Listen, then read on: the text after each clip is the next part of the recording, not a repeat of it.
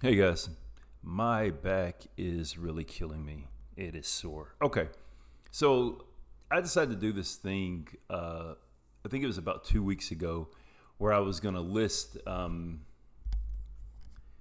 make a list of, I guess, not really so much my favorite authors, but the ones who I've read the most. I thought maybe it would become a video idea or something. I could do something with it. Which writers, which authors have you read the most? Something like that.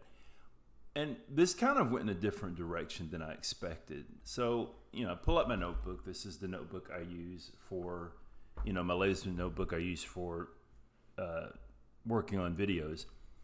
And I kind of think, like, which writers have I read the most of their books? I'd say that I've probably maybe have forgotten I've read certain people's books because it's several decades ago. So I just went on kind of the superficial memory of what's there. And I excluded some people for a reason. Like, for example, I'm not going to include R.L. Stine because I don't even know if R.L. Stine writes his own stuff, but I would guess probably when I was in middle school, I was reading like a Fear Street book every 4 days or something. So he would clear win out. I'm not including him. I think it's T.H. White. Let me see here. T.H. White, the writer for The Once and Future King. I did not include him because, well, The Once and Future King is a series of, I guess you could say, novellas. So I was like, I'm not going to include those, and I did read Le Morte d'Arthur after that. So just kind of exclude him because I didn't read any of his other stuff. So what I came down to was Michael Crichton. I've read 7 of his books because there was a period when I was in my early teens where I was eating. I was reading everything I could get a hold of Michael Crichton, at least his sci-fi stuff. I never read his kind of thrillers. Like, I think Disclosure was one, Rising Sun, the I think that has some kind of Japanese phobia in it. But 7 of his books. By the way, I'm not going to go through the books that I've read of each of these people.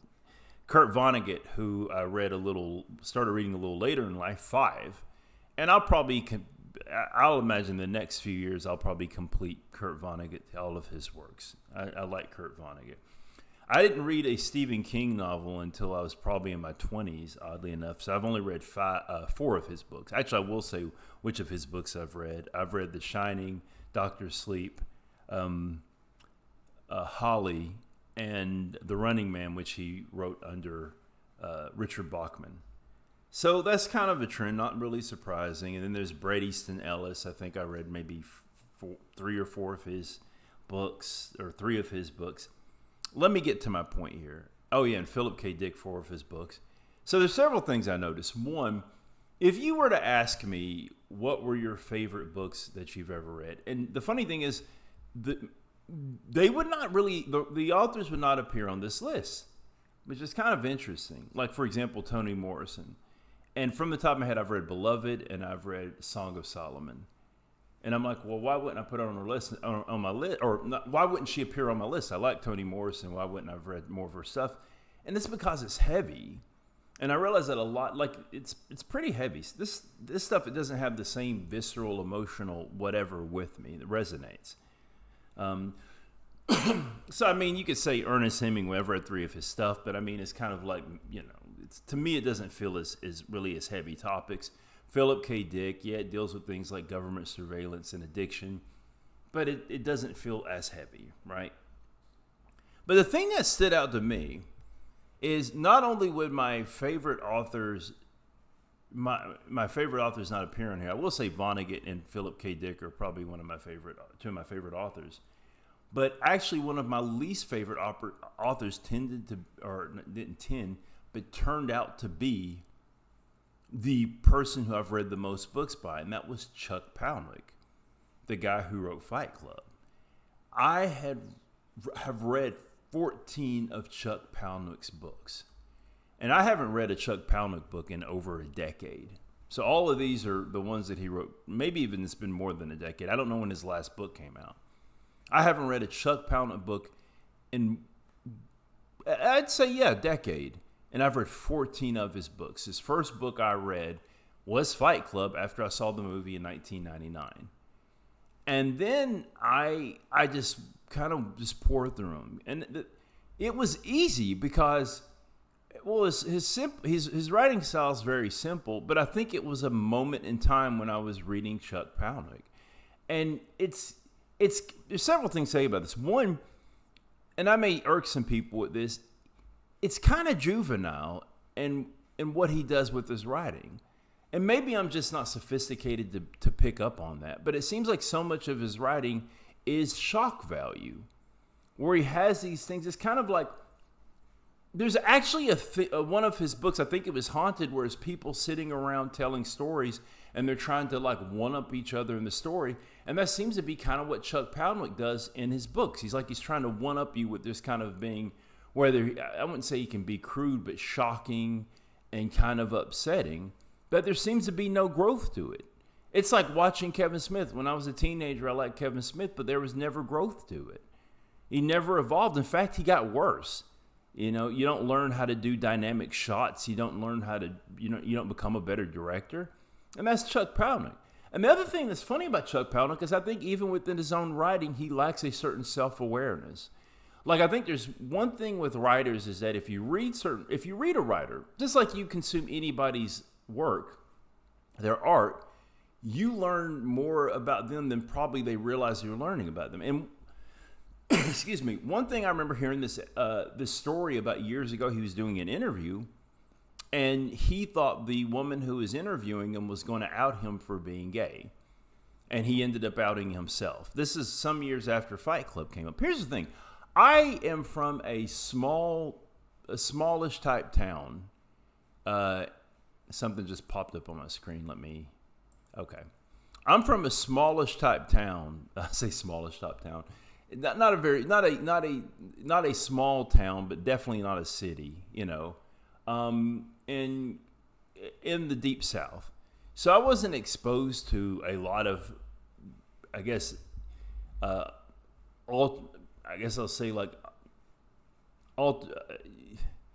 alternative lifestyles. I wasn't, there wasn't like an open queer community where I live, but 19-year-old me read Fight Club and was like, oh, I think the guy who wrote this is gay. And not in a bad way. I just, there's homoerotic themes in the movie, but they're even more so in the book. And just me, 19-year-old me, read the book and was like, I think this author's gay. It wasn't like I was like, if this author's gay, through it. It's like, oh, I think he's gay. Okay, that was it. So he's shocked. He was like, you people are going to out, or he told this reporter, you're going to out me. And I'm like, dude, anyone who's read your books knows you're gay. But just a total lack of awareness of what you're putting in not a total lack of awareness, but how, like, what you're putting in the book. Did you not pick up on that? Are you lacking that awareness? But just the whole trying to do things shock value for shock value, and I keep going to Fight Club because it's just the one I'm most familiar with because I've read the book and seen the movies and then seen so many videos where they compare the two. It's just fresh in my memory.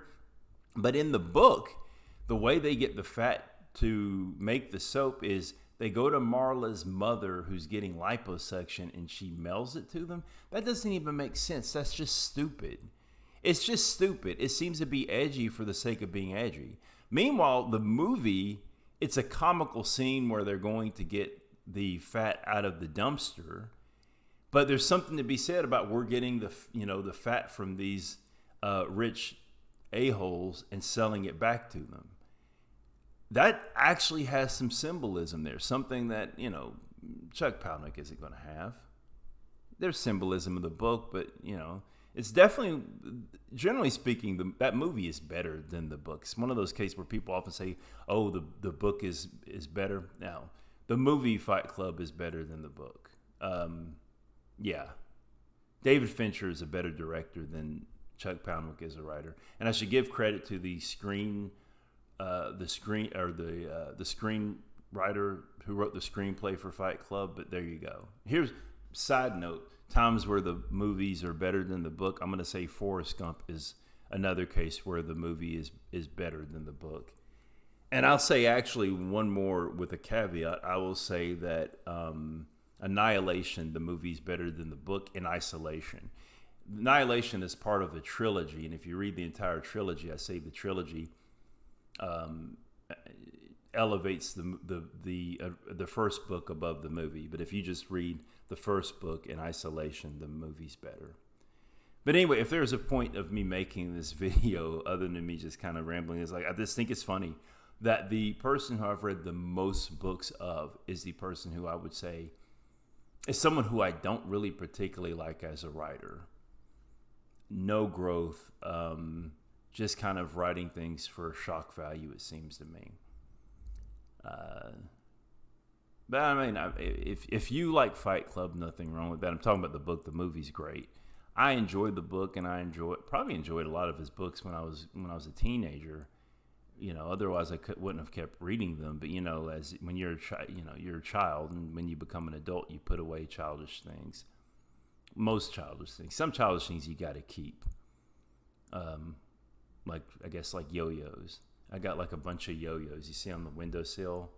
I don't know if you can see that. Those are yo-yos. I'm not getting rid of those.